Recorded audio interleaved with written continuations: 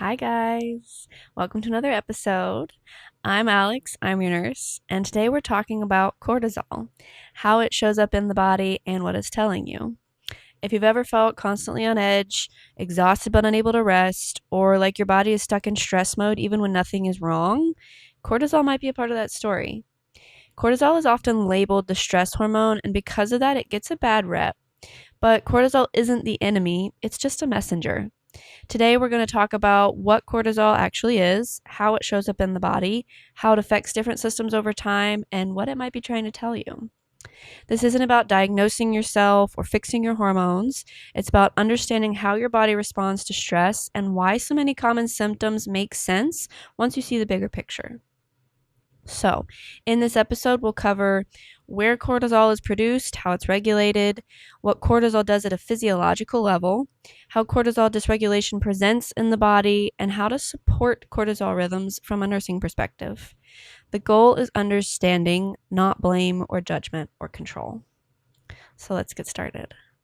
Where cortisol comes from and how it's regulated. Cortisol is a hormone produced by the adrenal glands, and these sit on top of the kidneys. These are part of a larger communication system between the brain and the body, which is called the HPA axis. And this stands for hypothalamus pituitary adrenal glands axis. So you're going to see this theme if you've watched some of the other episodes. We talked about the HPO axis, which was with the ovaries. We're going to talk about the HPT, which is with the testosterone. So the hypothalamus and the pituitary glands communicate to release hormones within different systems. So the system exists for one main reason, which is survival. When your brain perceives stress, no matter what the stress is, it could be physical or emotional or environmental, it sends signals throughout this system that ultimately tells the adrenal glands to release cortisol. So basically, the hypothalamus releases a specific hormone, and then the pituitary gland, this hormone goes to the pituitary gland, which releases another specific hormone, and that one goes to the adrenal glands, and then that tells the adrenal glands release cortisol into the bloodstream. And it's that cortisol releasing into the bloodstream that then affects the other bodily systems. So cortisol feeds back to the brain as well to signal whether more or less of it should be released. And it's this feedback loop that keeps cortisol regulated under normal conditions. So cortisol follows a daily rhythm. We talked about this a little bit in the sleep episode.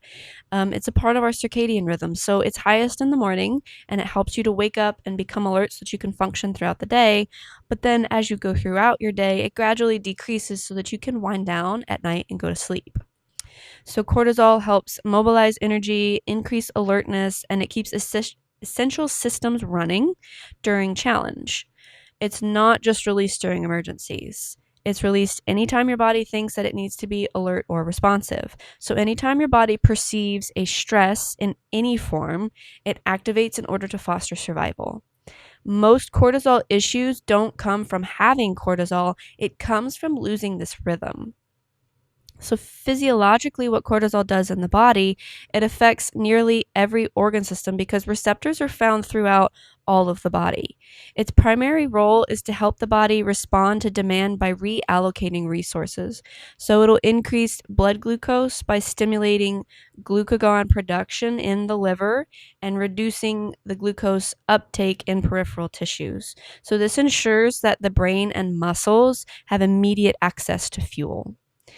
Cortisol also increases alertness and attention by acting on the central nervous system, and it'll shift the immune response towards short-term control by suppressing excessive inflammation. The catch here is, though, if you have chronically high levels of cortisol, this can actually flip. So you can develop a weakened immune system from that suppression that actually leads to increased inflammation.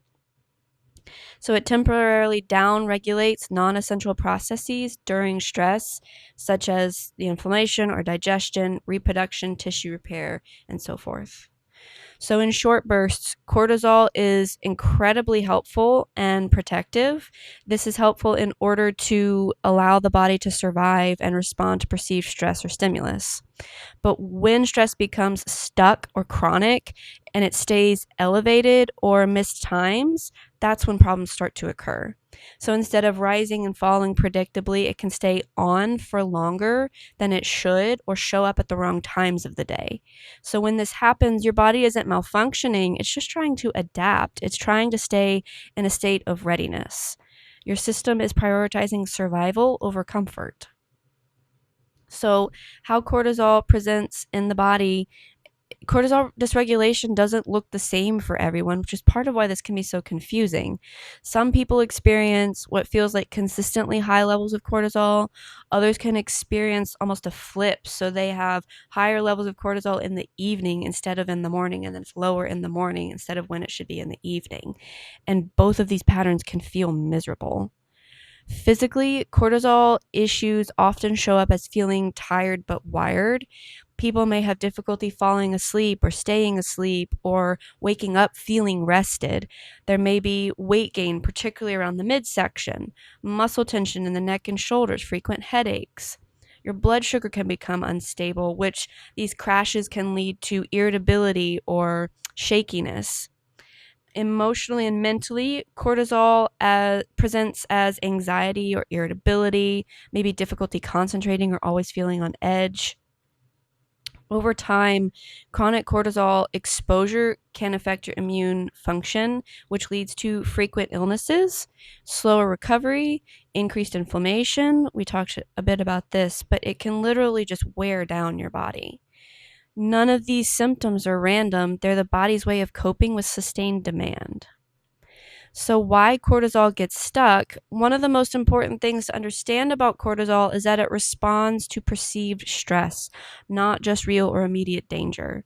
Emotional stress, unresolved conflict, grief, overworking, poor sleep, undereating, all of these things register that keep cortisol active. The body doesn't know what it's processing. It just knows that there is a stressor or a stimulus, and it's taking this body out of regulatory state or homeostasis. From a nursing perspective, this shows up often in people who are capable and responsible and used to pushing through, people who are good at functioning under pressure.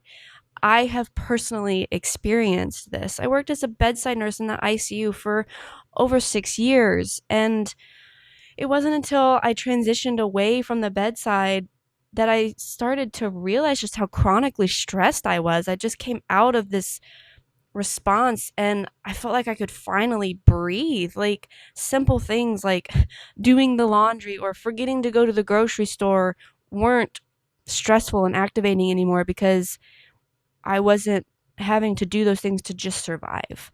And so ultimately, I say all of this not only to provide some context and example, but to relate to you. I have literally experienced this, and this is why this is all so important to me and why I want to talk about these things. The body learns that it needs to stay ready and activated in order to safely respond. Even when the original stressor is gone, the nervous system can stay in coping mode. This isn't weakness or failure. Again, it's adaptation. So my nursing tips for you, the goal is not to eliminate or suppress cortisol or to force your body to feel calm. That's not going to help. Cortisol is necessary for life. It is a helpful hormone. What we're really supporting here, though, is rhythm, recovery, and safety. Consistent wake and sleep times can help to retrain cortisol's natural rise and fall throughout the day. So when you get up in the morning, open the curtains first thing, go for a short walk if you can, get some light on your eyeballs. This is going to help support a healthy morning cortisol surge so that you can feel more awake in the morning and sleepier at night. Regular meals help stabilize your blood sugar, which reduces unnecessary cortisol spikes. Skipping meals or undereating often forces the body to rely more on the stress hormone. And this is why it's typically not advised to eat too low of a calorie amount. You can actually force your body into the stress response, which results in it holding on to fat stores. So carbohydrates, especially complex carbohydrates, can help lower cortisol levels by providing steady energy, reducing the body's need to break down protein for glucose, and supports these calming neurotransmitters. This is not sugary, refined carbs, right? This is wholesome carbohydrates like rice or maybe whole grain breads. Consuming moderate quality carbs can, particularly in the evening, help manage your cortisol and help you actually fall asleep easier. So think of, like, for example, your favorite comfort food. This is why many comfort foods are like complex starchy meals. You eat these complex carbs and they basically go into your system and just calm your body because they're releasing these neurotransmitters and helping to reduce this cortisol. So nervous system regulation, this also matters. I talk about this a lot. Slow breathing, mindfulness practices, meditation, all of these things really matter for your health. I know it sounds gimmicky, but really taking the time to sit and experience, or to just be present, or to process whatever it is that's going on. This gives your brain cues that it's okay to relax. You're reducing the stimulation, and that's so important for just basic physiological function. And just as important as all of this is, emotional processing.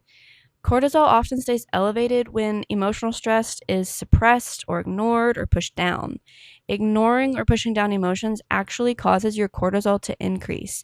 So it turns into this cyclical response. You'll feel the emotion, you'll feel the stress, you'll try to suppress it. That'll make you feel it more, and then it just keeps going around in a nasty cycle. So my recommendations: don't judge your emotions. Let them out safely. Talk about them with supportive people. We discussed all this in the emotions episode. Supporting your emotional world is supporting your physiology. So my key takeaways: cortisol is not bad. It's protective. Symptoms related to cortisol are signs of adaptation, not personal failure. The body will always prioritize survival over comfort. Supporting cortisol means supporting safety, rhythm, nourishment, and recovery, not forcing your body to relax or chase perfection with the perfect system. If your body feels stuck in stress mode, it doesn't mean something is wrong with you. It just means your body has been doing its job for a long time. Healing isn't about fighting your stress response. It's about teaching your body that it's safe to relax and to release. If this episode helped to clarify how cortisol works in the body, please like or subscribe. Share it with somebody who could benefit from understanding their body better. Comment or email any questions you may have to me. I always love hearing them. And I will see you guys next week for our next episode. And thank you, as always, for listening.